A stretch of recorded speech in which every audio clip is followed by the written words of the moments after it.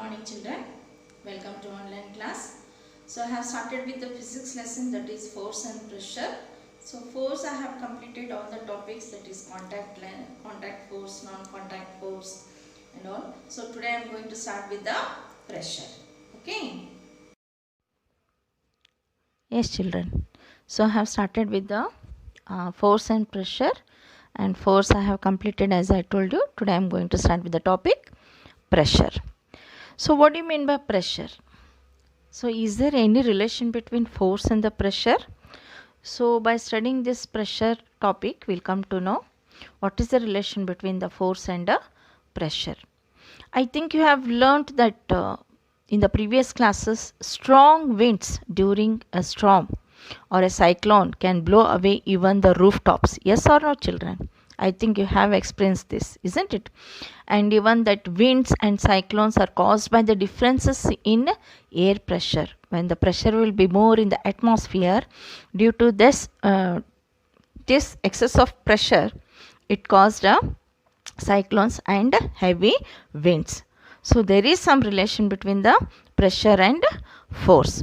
Pressure is nothing but the force acting on unit area of the surface. Okay, so pressure is equal to force upon area. I hope you can see that formula in the slide, children. Okay, if the area is smaller, the pressure is more on the surface for the same force. For example, one easy example they have given there. See there, it is easier to push a nail into a wooden plank by its pointed end. I will put the nail in the wall, children. The pointed end will be on the wall, and the little bit wide surface, which is another end of the nail, will be upper side where we hit, or hitting is nothing but the force what we apply to push the nail inside the wall, isn't it? Yes. So next, one more example. It is easier to cut vegetables with a sharp knife than a blunt knife because the pressure is more. Yes, if you take a blunt knife, you have to apply force more to cut the apple, isn't it? So if the knife is sharp, so only little amount of force to be applied to cut the vegetable or fruit. Okay. Shoulder bags have broad and not thin straps to reduce pressure. Yes. So there are some bags which are having some thin straps to reduce the pressure which we hang to our shoulder, isn't it? These are the some examples of pressure, children. Okay. So at this stage we consider only those forces which act perpendicular to the surface on which the pressure is to be computed. That means for example, nail. So what we want to do now, we have to insert the nail into the wall. That's it. We are applying the force on the nail. So for that pressure, it is inserting into the wall. The force acting on a unit area of a surface is called pressure. Okay, children. So note that area is the denominator in the above expression. What is that expression? Pressure is equal to force upon area. For this we need both, children, but also I will explain you. The area of the pointed end of the nail is much smaller than that of its head. Head will be little bit broad. I hope you understand, children. The pointed end will be smaller compared to the head. The same force therefore produces a pressure sufficient to push the pointed end of the nail into the wooden plank or the wall, isn't it? So these are the some examples of pressure. Okay, children. Now pressure exerted by liquids. Okay, pressure exerted by liquids or gases. So liquids exert pressure on the walls of a container. So however the container there, so like that when we put the liquids, it take the shape of the container. You know that, isn't it? So liquids exert pressure on the bottom of the container. It depends upon the height of the liquid column. So liquids exert sideways pressure. Always they exert sideways pressure. Liquids exert equal pressure at the same height. So there are some examples, children. Just I'll tell you, see the slide. By seeing this slide, you can understand what I am telling, isn't it, children? Okay, take a transparent glass tube or a plastic pipe. Okay, the length of the pipe or a tube should be about 15 centimeter and its diameter should be 5 to 7 centimeter. And also take a piece of thin sheet of a good quality rubber, say a rubber balloon.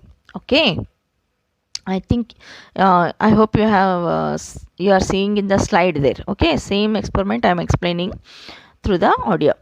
Okay, stretch the rubber sheet tightly over one end of the pipe. Okay, one end of the pipe. Hold the pipe at the middle, keeping it in the vertical position. Okay, next ask one of your friend to pour some water into the pipe. Does the rubber sheet bulge out?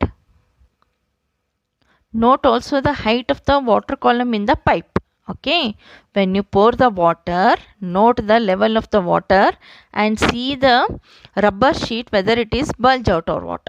Okay, so pour some more water. Observe again the bulge in the rubber sheet and the height of the water column in the pipe. Both you have to observe. What you have to observe? The level of the water what you are pouring in the tube, then the shape of the rubber. Okay, repeat this process for few more times. Okay, so can you see any relation between the amount of the bulge in the rubber sheet and the height of the water column in the pipe? Yes, there is some bulge in the rubber sheet. Why it is bulge? Because the air which contains in the tube is passes through the rubber. Okay, that's why the rubber is bulged, because we have occupied water in the tube. Before pouring the water, what was there in the tube? Air. Because the force of the water that pressurized in the rubber sheet, that pressure will collect in the rubber sheet. That's why there is a bulge in the rubber sheet. Isn't it, children? Okay. Next, one more. The next example. Take a plastic bottle. You can take a discarded water or soft drink bottle. Okay, whatever it may be. Any Bisleri water bottle and all. Okay, otherwise any soft drink water bottle. Okay, so that one you have to take. Fix a cylinder glass tube a few centimeter long near its bottom. Okay, some cylindrical glass tube you have to fix to that bottle. You can cut the plastic bottle and fix it inside. Okay, you can do so by slightly heating one end of the glass tube. You can heat it and insert it. Then quickly inserting it near the bottom of the bottle, make sure that the water does not leak from the joint where you have inserted another tube to the bottle. No, from there water should not leak. Like that you have to insert it. Okay, if there is any leakage, seal it with molten wax and all. Okay, cover the mouth of the glass tube with a thin rubber sheet. Okay, cover the mouth of the glass tube with a thin rubber sheet. Okay, now fill the bottle up to half with the water.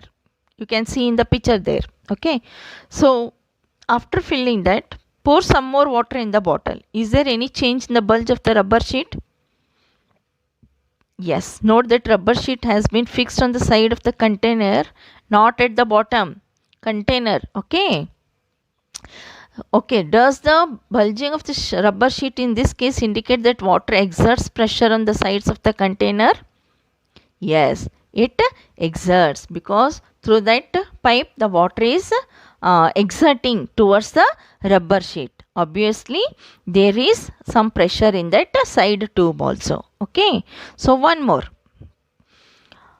Take an empty plastic bottle or a cylindrical container. Okay, you can take a used tin of talcum powder also if you have at home. Okay, drill 4 holes all round near the bottom of the bottle. You can see in the diagram in the slide, children. Okay, drill 4 holes all around near the bottom of the bottle.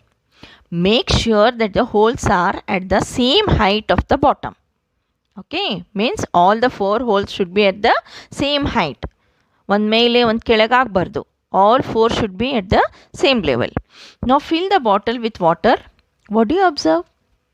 Obviously, the water comes out of the hole. Okay, at the same distance wherever the holes are done now, 4 holes. From there, the water is coming out. So can you now say that liquids exert pressure on the walls of the container? Yes. These are the some examples, isn't it?